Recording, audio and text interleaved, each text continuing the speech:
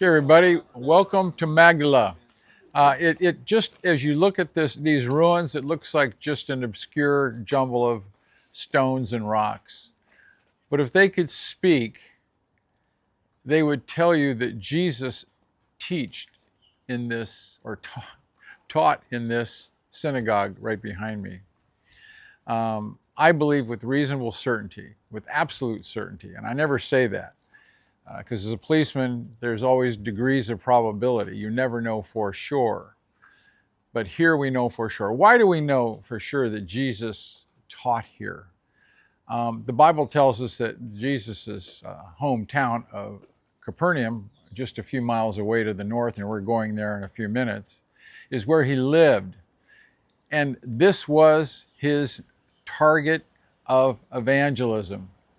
This is where he gathered his disciples. This is where he lived for 3 years. And what he did is he taught in the synagogues around the lake. Since this is one of the most beautiful synagogues, the one up in Capernaum is probably pretty nice, but and maybe even nicer because we don't know what it looks like. It was built over in the late 4th century.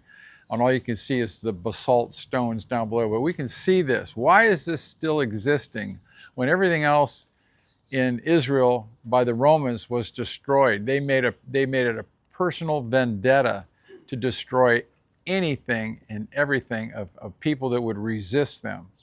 You know, the temple. We know that Jesus says every stone will be thrown down, and it was by the Romans. So why is this still existing here? Well, they knew that the Romans were coming. In 67 AD, Vespasian and his troops came down here at the behest of Nero to destroy all this and to capture and kill the people. This area was more of an upscale area than where we were just at in Tiberias. Tiberias was kind of considered the other side of the track, so to speak. This area here was a little more affluent. Capernaum was probably a little more affluent, more of a workers' town.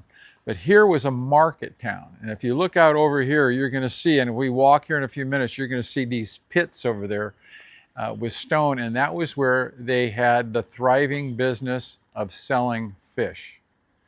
Pickled fish, salted fish, fresh fish was all sold there. And so scientists have done examinations on the pits. Some were just pure water, which leads us to believe they might have even dropped in a live fish there. It wouldn't live very long, but it maintained the freshness of the fish a little bit longer. They made a lot of money, and people came here from all around. This is the place you went to get good quality food. So it had money, but more importantly, it had people. Now, if you really look and see what Jesus did, we hear of wise as serpents and gentle as doves. He went to where the people are. For instance, if you read about Paul in Cornuke, he was a tent maker, right? Why was Paul a tent maker? Anybody know why Paul was a tent maker? Because thousands and thousands of people went there to the games, like the running games and fighting games. It was like the mini Olympics. And Paul hung around and sold tents and made a lot of money to support his ministry. Now here, they had a lot of money and a lot of people, so that when people came by the thousands, Christ had an open audience. Now, Mary was a woman who lived in this area. The archaeologists claim, historians claim. And she had 7 demons in her, and Jesus cast out the demons. See, Jesus did more miracles around this lake than any other place. And the people saw that, and they just were marveled, and they followed him. They followed him wherever he went. And so when Jesus was here, he would have been in this synagogue.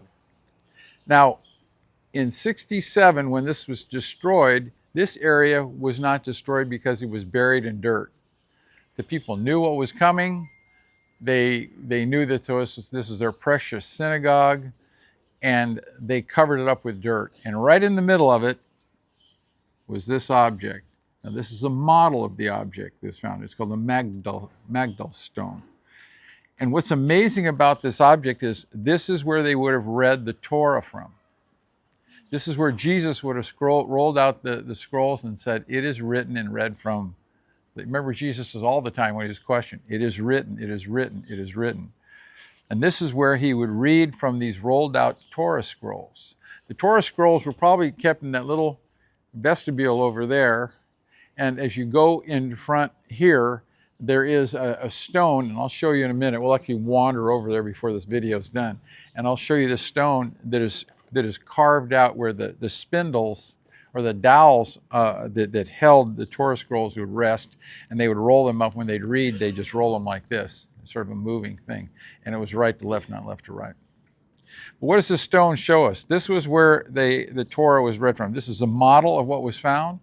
The original one, I believe, is in the Hebrew University. It used to be, the original one used to be up there in the restaurant by the bar area. And I don't know, last I heard it was moved. Speak up a little bit. Okay, I can do that.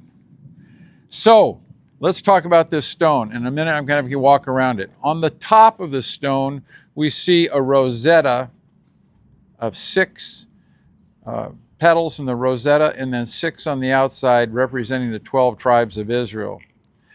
We see the showbread table right here, and you can see the bread. So as the showbread loaves are here. On the side are the archways, literally look into the temple. This is a model of what the temple was according to them. When you come around and look and see on this side, you're going to see flames below, little triangles, and the chariot wheels of God, chariot. Here we also have the archways. We have 2 palm trees on the other side. So this was sort of a model of what the temple would have looked like. Now, synagogues in Jerusalem, the synagogue in Jerusalem, or not the synagogue, the temple in Jerusalem, faced east, but all other synagogues faced towards Jerusalem, to the temple I believe in the city of David. So when this was found, it was found underneath the pillar. They believe it to be that pillar there, that one pillar there. It was found resting on this and covered up in dirt, so the Romans wouldn't find it. So they laminated that pillar over it and they put dirt on it, and this thing stayed under the earth, concealed by a layer of earth, till it was discovered not that long ago, 2009 I think it was. I was one of the first ones here to see this when it was just being dug up, and I couldn't believe it when the archaeologists told me what they had found. Inside, you'll see that one pillar there. Then you see another pillar on the other side. There was 3 pillars on each side. It sat about, you see the seats going around it, it sat about 150 people. And at this synagogue, they would have worshiped, men with women would have congregated together. The floor mosaic, we don't know if that's the time of Christ. Some people say it is. Some people say it's about 10 years after he was crucified. But in any event, it is a beautiful synagogue. The frescoes would have been from the time of Christ. As I walk you around, I'll show you the beautiful reds and the beautiful amber colors and yellows that they had, because it wasn't like this just rocks. They covered the whole inside and outside with this beautiful fresco flat surface. It would have had 9 or 3 on one side and 3 on the other side of the pillars. Where'd the pillars go? Why are they gone? Why aren't they sitting and they're buried? Well, when Vespasian came to this area on behest of Nero, he was to kill everybody and conquer this area. Tiberius gave up quick because those people were sort of uneducated. They didn't have the same backbone and religious fervor as we had in Migdal. And so they just kind of gave up. But this area was sort of the Alamo of the revolt, along with Masada later on. But here they took a stand. And what they did was they took the pillars. You see that wall there where it says no entrance? See this wall right in front of us? That's the siege wall. It was much higher. But that's the remnants of the siege wall that they put up to keep out Vespasian from killing them. Most of the people headed off and they hid into the cliffs up there. If you look up there, you can see, especially when we get around the corner here, you look up, there are cliffs. You see way up there the holes in the cliff along the left edge coming down, you see those holes? You find hundreds of them going all around here. What happened was the people went up there and they lowered themselves in ropes and they took in food, water. They even dug a mikvah up there. And the people were up there and they realized that they could really withstand the attack of Vespasian hidden up in the caves. But Vespasian said, just take ropes and lower them down and shoot people. So archaeologists have recently found arrows stuck in the crevices of the rocks up there where the Romans would shoot in. And of course they were all killed. Here they held off as much as they could because Vespasian had thousands and thousands more soldiers than they had. And so what happened was when they were overrun, when they finally were, the walls were breached and they're overrun with the Roman soldiers, a lot of people just ran screaming down the street and were easily killed, of course. But the rest found their way down to the water. Now the water was much higher then. You can see right where those palm trees are. That's probably how high the lake came right in there, and the rest of it was filled up with silt. So they didn't have far to go to the water. And if you want, later on we can walk down and see the lake down from here. But they went on in rafts and boats and everything else that they could find, and they floated out into the lakes thinking that they could escape, and the Romans overtook them and killed them. And we see in history where it's written that the water was literally red with the blood from the people. So it's wholesale slaughter. And I'm going to take you now and I'm going to walk you around and I'm going to show you the things within the synagogue itself. Okay? So let's just take a little walk here.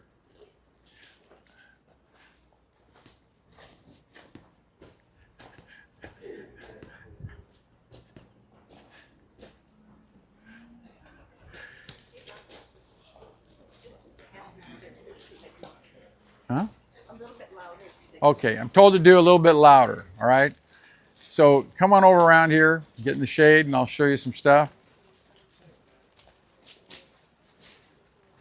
Okay, when I was talking about that's the Midrash over there where they held the Torah scrolls. When they brought the Torah scrolls to read, it was placed on this stone, which probably wasn't in this location. It was probably more over there, where they would unroll the Torah scrolls. And you see the grooves in the rock right here? That's where the Torah scrolls were unrolled. That's where Jesus would have actually read from Torah scrolls rolled from that rock. Okay? You see around the outside of this area, it has seating. It would have been, the walls would have been beautiful with frescoes. Beyond beauty, now you just have the skeleton, the rotting bones of the whole synagogue.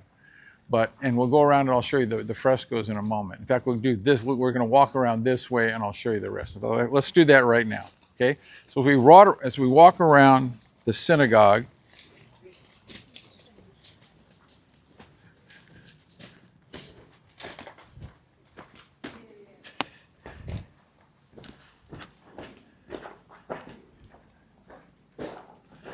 okay, we walk around the synagogue.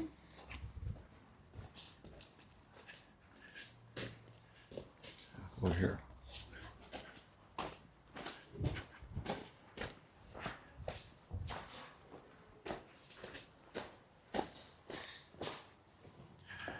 You can see this beautiful mosaic on the floor.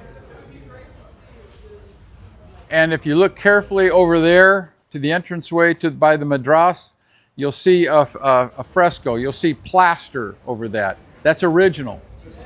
Okay, that plaster is original over there, and it shows you the beautiful reds and oranges and kind of amber colors that they had. So it wasn't this stone. This stone was all covered with the smooth like lath painting. Now in the middle of this room is the Torah scroll, Magdala Stone. And this is where it was found. And when archaeologists were digging this area, it's one of the first things that they found.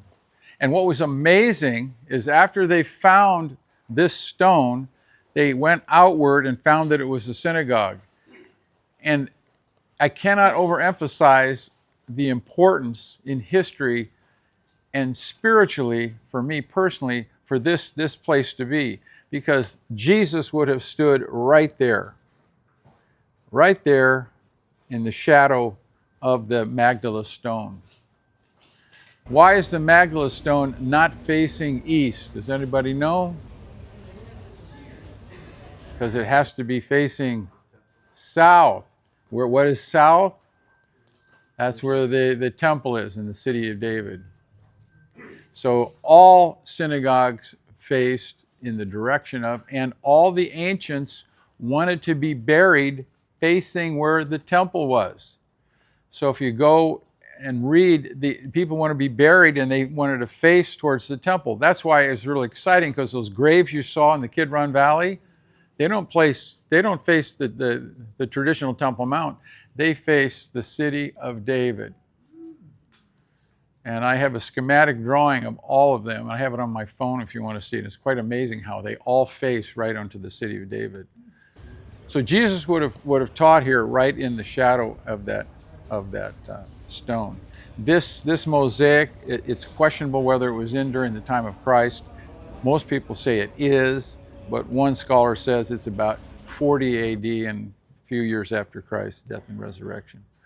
Okay, so let's walk around over here now. The lady inside told Greg that they brought the stone back a year ago. The one inside is the real stone. Oh, okay. I just was informed by Scott that they brought the original stone back, and it's right up there in the hotel. So I can't verify that, but we'll yeah, that's the original one. They say.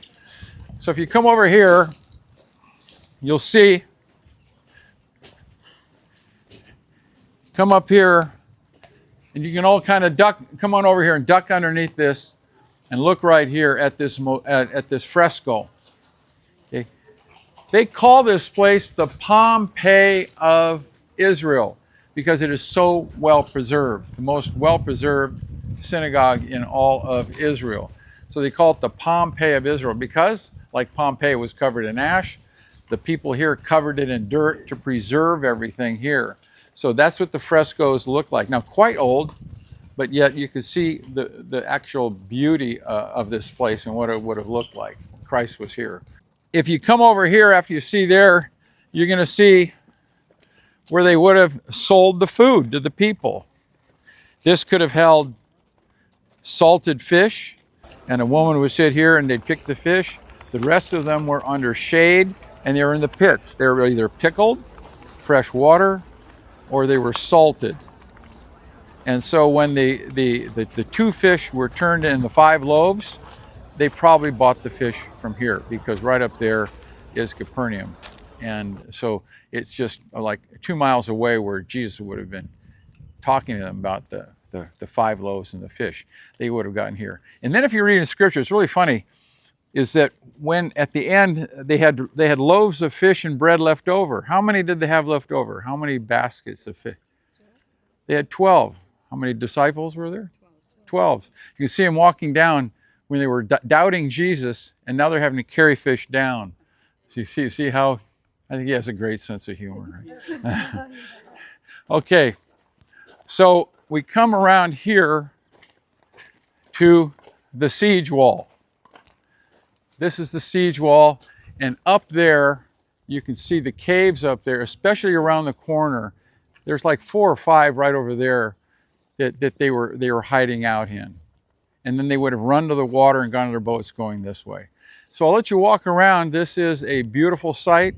It's a site, I think, that has one of the most immense biblical significance to me. And I just love being here because this is where Jesus was. You're walking in the footsteps of Christ right here.